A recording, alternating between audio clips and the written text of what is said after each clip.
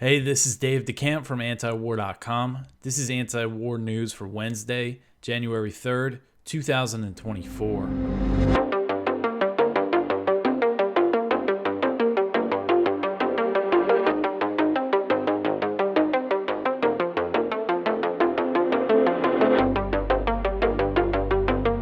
All right, so the first story at the top of antiwar.com today, Israeli drone strike kills senior Hamas official in Beirut. So an Israeli drone strike hit a Hamas office in Beirut on Tuesday, killing at least 6 people, including a senior Hamas official. And this was initially reported by Lebanese media. Later in the day, a U.S. official told the Washington Post that Israel was responsible for the strike that killed Salah al-Aruri, who's the deputy chief of Hamas's Politico Bureau. So this Israeli attack on Lebanon's capital is a huge, huge escalation, and it could provoke a major war. Hamas has confirmed that al-Aruri was killed and released a statement on his assassination. The statement said, quote, "The cowardly assassinations carried out by the Zionist occupation against the leaders and symbols of our Palestinian people inside and outside Palestine will not succeed in breaking the will and steadfastness of our people or in undermining the continuation of their valiant resistance," end quote. So al-Aruri was involved in hostage negotiations. According to the Times of Israel, and I saw several Israeli and Arab outlets report the same thing, he was instrumental in reaching the Qatar-mediated deal that led to the release of over 100 Israeli hostages and over 200 Palestinian prisoners. There was about a week-long truce during that time. So he was involved in that, and that's who Israel takes out. So far, Israel has not officially taken credit for the attack. That's kind of how they operate when it comes to assassinations in other countries. They're usually very vague. I saw some Israeli officials were asked about it, and they chose not to comment. They don't deny it, but they don't want to officially take responsibility. But this strike marks the first Israeli attack on Beirut since the 2006 Lebanon War.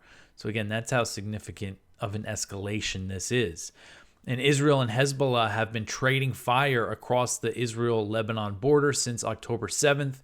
And lately, Israeli officials have been threatening more military action if Hezbollah does not move back from the border, basically hinting that they will invade if they don't move back.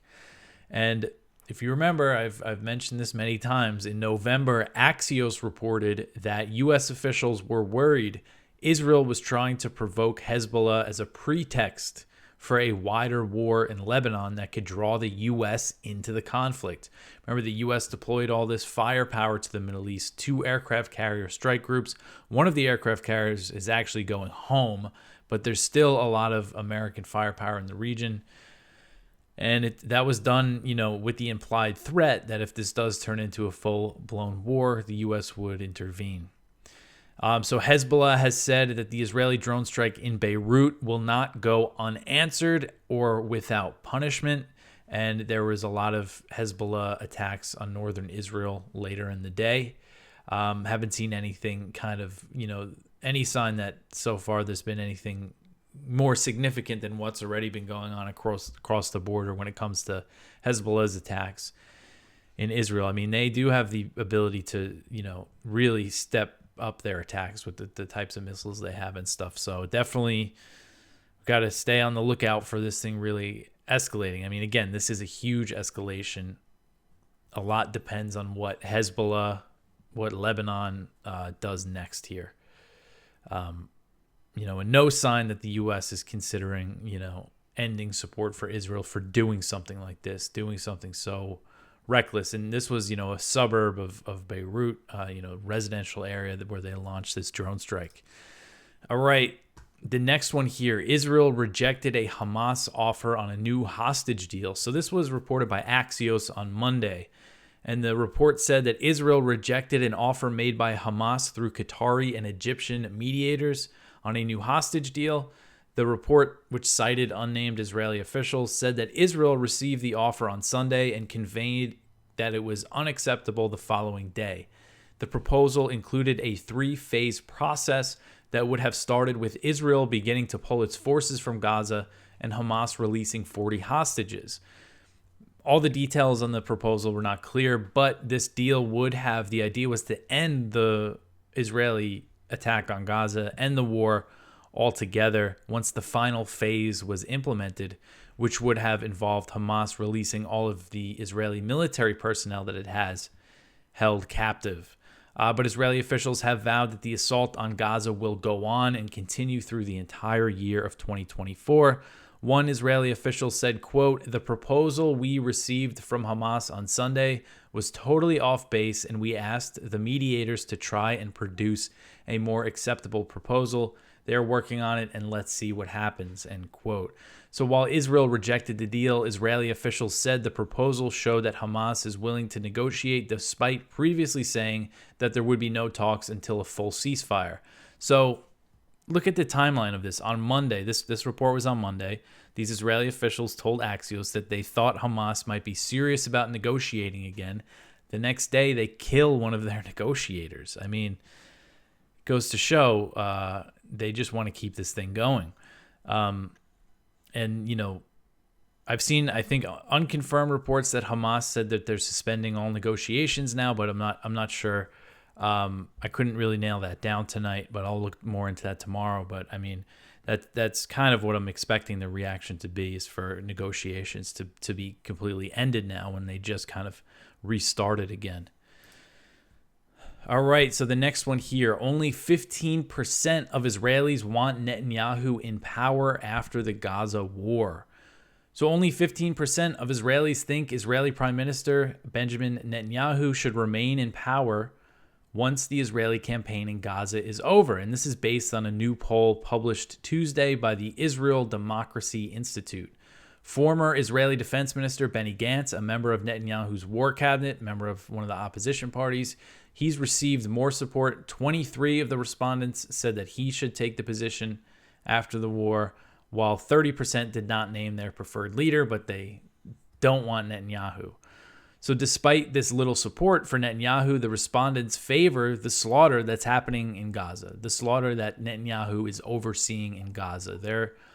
They're in support of it. The poll found that 56% of respondents believed continuing the military offensive was the best way to recover the hostages, while 24% thought a swap deal that would involve releasing thousands of more Palestinian prisoners would be a better option. That's one detail that wasn't in the Axios report about the hostage proposal. I assume that Hamas would have wanted a lot of Palestinian prisoners released as well.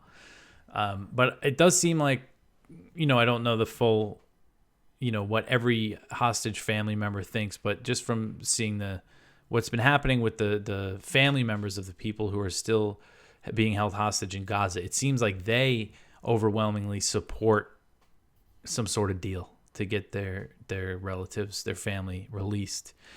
So there's been other polls. This is not the only poll that shows the majority of Israelis want Netanyahu to step down after the war. There's been other polls that show that.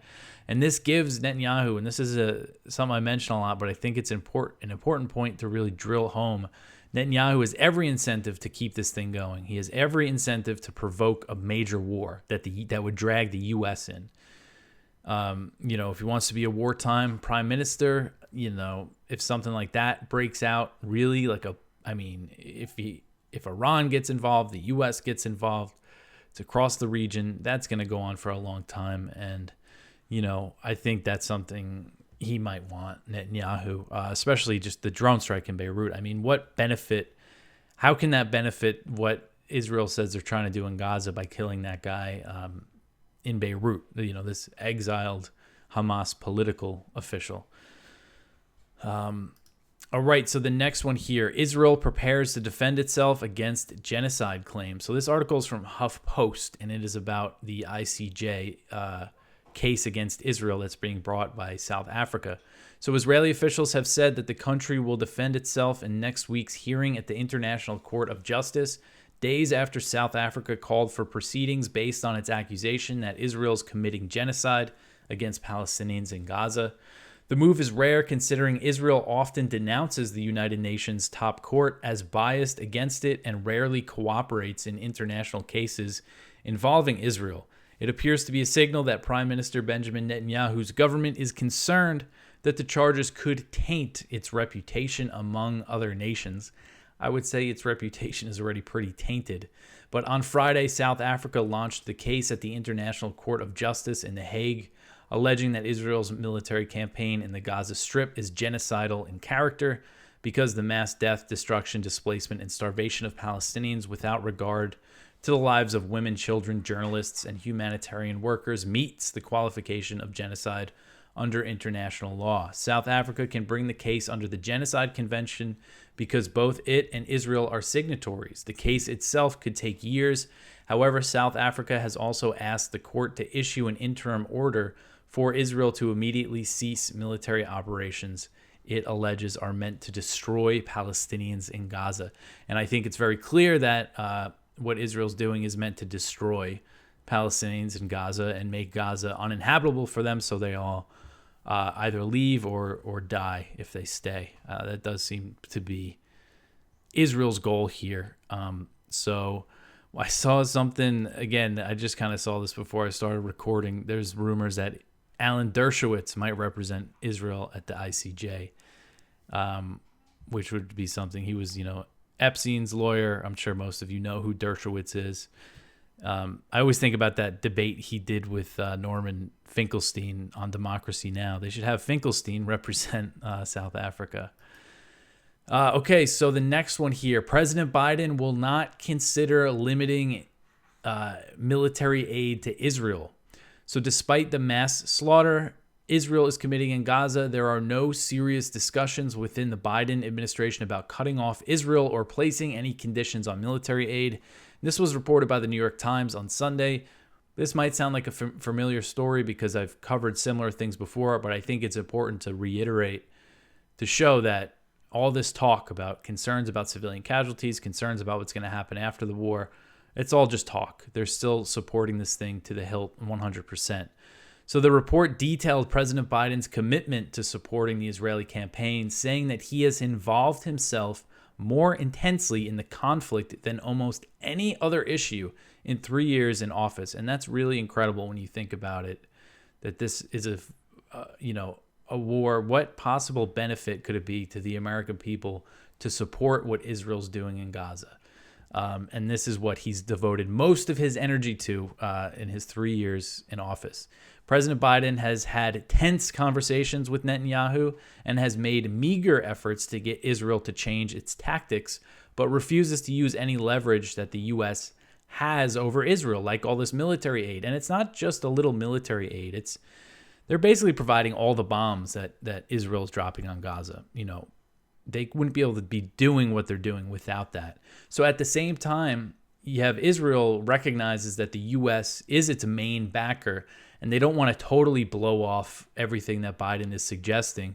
So we've seen Israel agree to some things that are mainly, for public relations, like allowing the aid trucks to come in, the limited aid deliveries, which the UN and other aid agencies on the ground say it's completely inadequate, with the situation that they're dealing with. The war, the fight, the bombing and the ground campaign is making relief efforts impossible, and people are starving. And it's just, they need to end the siege on Gaza if they really want to give relief to the people there. So I want to read this quote from the New York Times report because it's interesting. It said, quote, Israeli officials recognize that Biden is the most important ally they have amid rising global criticism, and they understand that he is the only thing stopping the United Nations from imposing sanctions, end quote.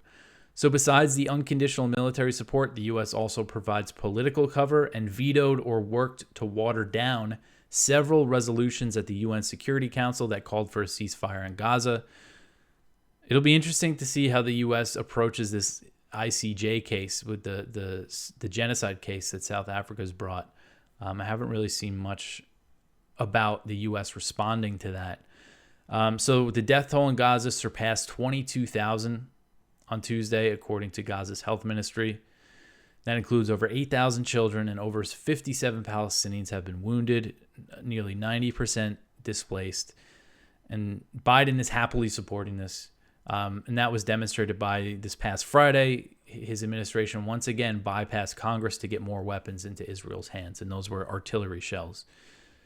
All right, so the next one here, the U.S. and Gvir trade Barbs over plan to ethnically cleanse Gaza. So the State Department on Tuesday criticized comments from two Israeli ministers about their desire to expel Palestinians from the Gaza Strip, an idea that's favored by many officials within the Israeli government. So this was a response to Finance Minister Bezalel Smotrich and the Minister of National Security Itamar Ben-Gvir. I went over what they said yesterday. They're very extremist, politicians in Israel, but they have significant power in the Netanyahu government. And they said that they want to encourage the migration of Palestinians from Gaza and establish Jewish settlements in the enclave. So the State Department said in a statement, quote, "The United States rejects recent statements from Israeli ministers Smotrich and Ben-Gvir advocating for the resettlement of Palestinians outside of Gaza. This rhetoric is inflammatory and irresponsible," end quote. So Miller added that the U.S. has been told, quote, "repeatedly and consistently by the government of Israel, including by the Prime Minister, that such statements do not reflect the policy of the Israeli government. They should stop immediately," end quote. And I said Miller added. I'm referring to Matt Miller, who's the State Department spokesman. So this, Netanyahu's just lying to them. If they're telling the U.S. government that what these guys are saying does not reflect the policy of the Israeli government, that's a lie, because Netanyahu himself said last week at a Likud party meeting that he was looking for other countries to absorb Palestinians. These guys, Ben-Gvir and Smotrich, they're easy to kind of single out because they're so obviously, very extreme in their rhetoric and what they want, kind of more out in the open than Netanyahu and such.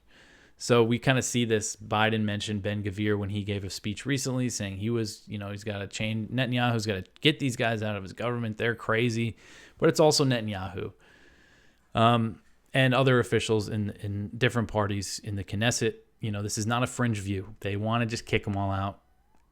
And if that doesn't happen, they're going to try to kill as many as they can. So Ben-Gvir fired back at the State Department, and his response was really something. He basically said Israel would follow through with its plan to ethnically cleanse Gaza of Palestinian Arab residents. He said, quote, "We highly value America's friendship, but respectfully, we aren't another star on the American flag. We'll do what's best for Israel, facilitating the relocation of hundreds of thousands from Gaza. Will allow those in the Israeli-Gaza border communities to return home and live securely while safeguarding the IDF soldiers," end quote. And then again, I just mentioned in this article that while expressing concern for this rhetoric, the U.S. is still providing all this support for what Israel's doing in Gaza unconditionally.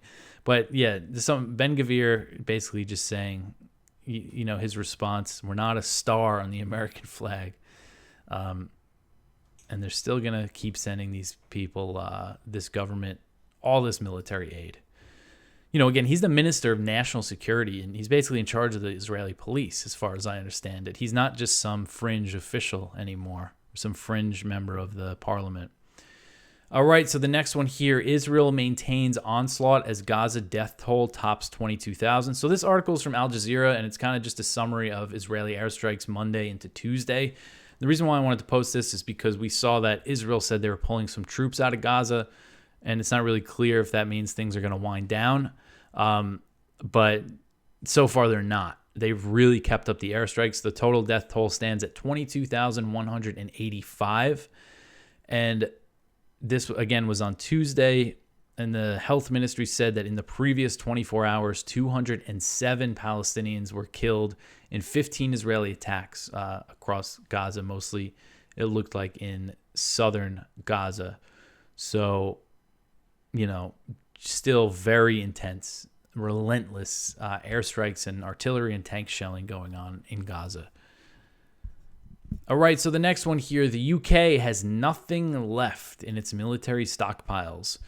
So this is based on a report from the Times of London that was published on Sunday, and it said that the UK has nothing left in its military stockpiles after sending weapons to Ukraine.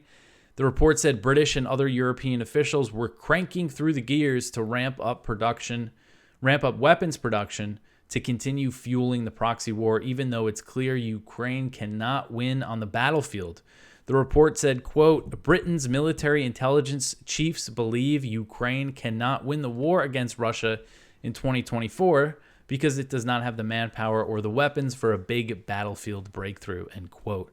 So despite that reality, some British officials believe NATO just needs time to ramp up arms production to beat Putin. But time is clearly on Russia's side, clearly on Putin's side, as war fatigue is growing in the West. President Biden has yet to secure his over $60 billion that he's looking to fund this war for another year. Now you have the Republican leadership saying, once we get this border deal, we will approve it, but it's been a long delay. And I think it goes to show that the next package, if this does get approved, is going to be even harder to get. I think by then they're going to be done with this war, and just throw Zelensky under the bus. If that doesn't happen sooner, that could actually happen very soon. But officials in Europe say that they're concerned that the U.S. would no longer support Ukraine if Trump won the election in 2024. I think they have other things to worry about besides Trump. Just, again, the reality on the battlefield and just, the Zelensky's losing support in Ukraine, it seems like. And Trump has said, Trump has sent mixed signals. It's hard to nail down what his real position is. He said that he can end the war in Ukraine once he comes into office. I haven't heard him talk about it in a while because there's been all this other stuff going on. I haven't really paid much attention to the GOP presidential race really at all. So I don't really know what's going on there. But it's worth noting that Trump was the first president to send what they call lethal aid to Ukraine. And he signed off on the first delivery of Javelin anti-tank weapons to Ukraine in 2017, and then they arrived there in 2018. So a British source told the Times that Europe must continue the proxy war even if the U.S. is not involved. This source said, quote, can continental Europe afford to fold just because Trump says no more U.S. dollars? I think most realize that Putin cannot be allowed to win as consequences for European security are grave, end quote. But realistically, the U.S. is the biggest spender on the Ukraine war by far. And the EU has said, basically, we won't be able to fill the gaps if the U.S. stops funding Ukraine. We're not going to be able to come up with the money. They've been struggling to pass this 50 billion euro aid package for Ukraine that's supposed to be dispersed over 4 years. The U.S. is looking to spend 60 billion in 1 year. Goes to show, and they can't even get that passed. Hungary has been vetoing it. And they also had a Ukrainian source who said that Zelensky's running out of support because there's no war strategy and they're basically just sending people to die. And then this next story here from Kyle Anzalone is kind of related. Ukrainians turn against war but are afraid to speak out. So as the war in Ukraine nears the end of its second year, Ukrainians are turning against fighting and towards diplomacy. One former official said that Ukrainian soldiers are currently fighting and dying for nothing. So this is another Ukrainian official. This was also reported by the Times, who said, quote, many Ukrainians are growing tired and weary of the war. One Ukrainian military source admitted that average Ukrainians were talking of a truce, yet there were questions around what the price of the truce would be, end quote. Most people in Ukraine wanted a truce, but they were afraid to admit it. And this is according to a political Mykhaylo Shaplaiha, definitely butchered his name. He's a Ukrainian former vice ombudsman of Ukraine, which is kind of like a human rights official. He said that there was an atmosphere of total mistrust and fear in Ukraine, and anyone who dared to think of a truce would be labeled as an outcast and a traitor. So Zelensky's kind of in a similar position to Netanyahu, I think. It's not that we're seeing polls that want him to step down, but Zaluzhny, who's the Ukrainian commander-in-chief, their top general, the public trusts him much more, according to polls, and he's considered a potential candidate if Zelensky ever allows presidential elections to happen. But you got to figure if this war does end and there's a peace deal and Ukraine has to cede a big chunk of its territory, I mean, Zelensky, politically, he's going to be done then. So he also has an interest to keep this going no matter, and he doesn't seem to be concerned with how many Ukrainian soldiers are going to die as this thing drags on. All right, so the last one here, more Americans see foreign policy as a top issue. So this is another article from Kyle at the Libertarian Institute, and this isn't really a surprise to me that, according to a new poll, the number of American voters who view foreign policy as a top issue has doubled during the past year. And I think with, Ukraine's going on 2 years, but I think with kind of that conflict going on and now everything with Gaza and all the tensions with China, it's not really a surprise to me because, where is this going? I mean, this could turn into, there's so many bad directions that this can go in. And the Associated Press survey found that about 4 in 10 U.S. adults named foreign policy topics an open-ended question that asked people to share up to 5 issues for the government to work on in the next year. So that might not sound like much, but usually foreign policy, when it comes to elections, is very low priority for people, because people are just worrying about their country and themselves, much more than American politicians do. And it also says about 20% of Americans are concerned about overseas wars, up from only 5% a year earlier. So we'll see. I mean, this election, again, I haven't really been paying much attention to it, and it's just really hard to predict, especially with all the stuff happening with Trump. But Democrats are definitely turning on Biden, and Kyle mentioned some other polling when it comes to the election. So a USA Today poll found Trump at 39% ahead of Biden at 34%. That's among Latino voters, and the trend was repeated among young voters who preferred Trump 37% to Biden 33%. So those were demographics that favored Biden in 2020, and the young people, it seems like young people kind of, no matter what their political leanings are, against what Biden is doing in Gaza for the most part. So that's going to lose him a lot of, I think it could be enough to cost him the election, what he's been doing. All right, so that is it for the news for today. Go check out our viewpoints. We have one from Ron Paul. In 2024, Congress should commit to cutting the war budget. One from Dan Steinbach, displacing a nation. One from Gideon Levy, the legitimization of evil will remain with Israelis long after the Gaza war ends. One from Emil Nakle, is the U.S. helping to create new global jihadists? And then the spotlight is from Daniel Larison. Going to war for Israel is not the answer. So go check all that out, please. And you could always help this show by sharing it, telling your friends about antiwar.com. Like, subscribe on YouTube, Odyssey, Rumble. If you listen to the audio version, leave a rating or a review, especially if you listen on the, what is it called now, the Apple Podcasts app. You could leave a review there. But that's it. I'll be back tomorrow with some more news. Thanks for listening.